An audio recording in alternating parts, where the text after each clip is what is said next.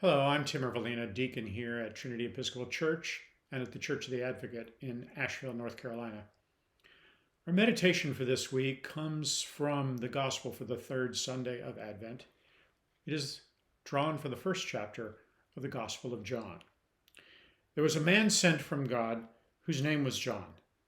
He came as a witness to testify to the light, so that all might believe through him. He himself was not the light, but he came to testify to the light. This is the testimony given by John when the Jews sent priests and Levites from Jerusalem to ask him, "Who are you?"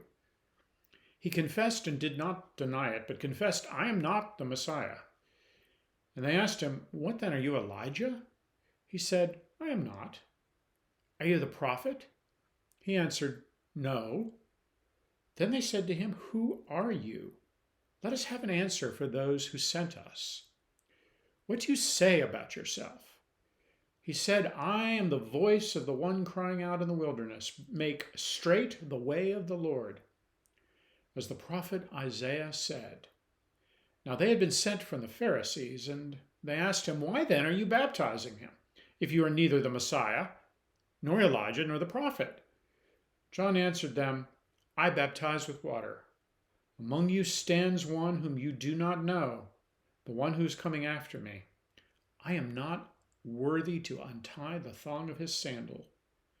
This took place in Bethany, across the Jordan, where John was baptizing. Well, we're another week closer to Christmas.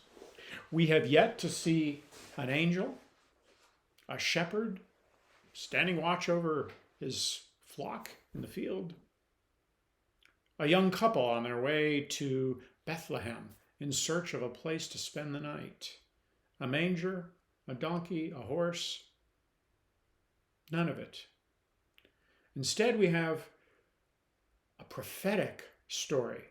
First, last week in the book of Mark, and then retold again by John in his gospel. The story is of John the Baptizer, who is going forth to prepare the way of the Lord.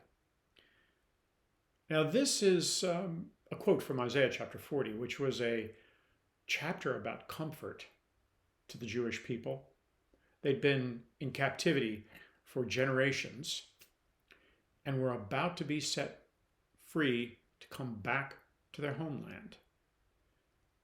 And they were being told that the Lord was going to make the way straight for them. They could get back on a long desert journey back to their homeland and reestablish the nation of Israel. And that's where Mark in his gospel and John in his gospel choose to focus the ministry of Jesus. Mark does it quickly, everything very immediate and the end of the world coming. John does it gradually and talks about eternity. Mark contains a great deal of warning and calls to repentance, and John contains a great deal about love. Now, we need both of these things to fully understand the gospel. Yes, the gospel will fall upon us as judgment. It's about doing justice and loving mercy and walking humbly before our God. And if we are not doing those things, we will feel judged by the words of Jesus and his disciples. But at the same time, there is comfort. There's the comfort that Christmas is coming, and it's not about a baby in a manger. It's about the inbreaking of the one who is the light and who calls us to the light, the one who is life and calls us to life. It is a reminder that what is important about the Christian walk is the following of Jesus. Amen.